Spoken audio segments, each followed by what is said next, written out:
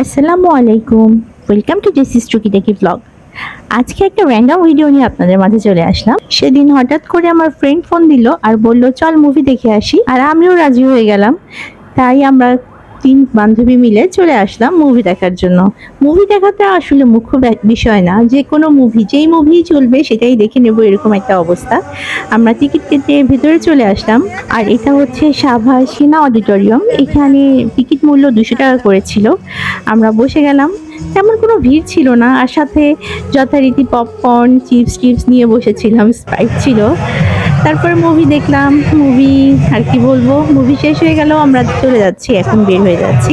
ভেবেছিলাম দুজন মিলে একটু ঘোরাঘুরি করব, কিন্তু ওর অফিস ছিল, একজনের অফিস ছিল, ওকে অফিসে আবার যেতে হবে, এই জন্য ও চলে গেল তাড়াতাড়ি করে। ওর হাজবেন্ডও ছিল ওর সাথে। তারপরে ও চলে গেল, আর আমরা দুই বান্ধবী রওনা দিলাম, আর রাস্তায় পড়ে গেলাম বিপদে।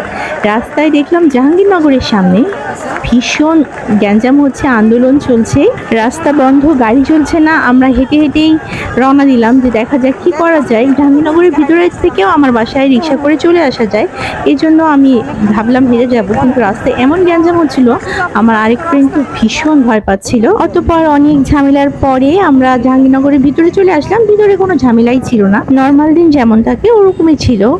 ক্যাম্পাসের প্রাকৃতিক পরিবেশ দেখতে দেখতে আমরা ভেতরে চলে আসলাম।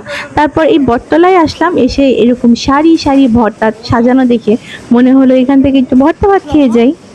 আর ভিতরে চলে আসলাম। এই ভর্তাগুলো ওরা একটা প্লেটের মধ্যে সাজিয়ে দেয়, প্রতিটা ভর্তা 10 টাকা করে রাখে। বিভিন্ন ধরনের ভর্তা আছে, মাছ ছিল, চিংড়ি মাছ ছিল, অনেক কিছু ছিল। আমরা ভর্তাটাই নিলাম, ভাবলাম যে আসলে এখানে আগেও খেয়েছি, খাওয়ার পরে আসলে মনে হয় যে খুব রাগ লাগে কেন এখানে খেলাম। আর খাওয়ার স্বাদ আসলেই ভালো থাকে, মানে ওরকম আশানুরূপ থাকে না আর কি।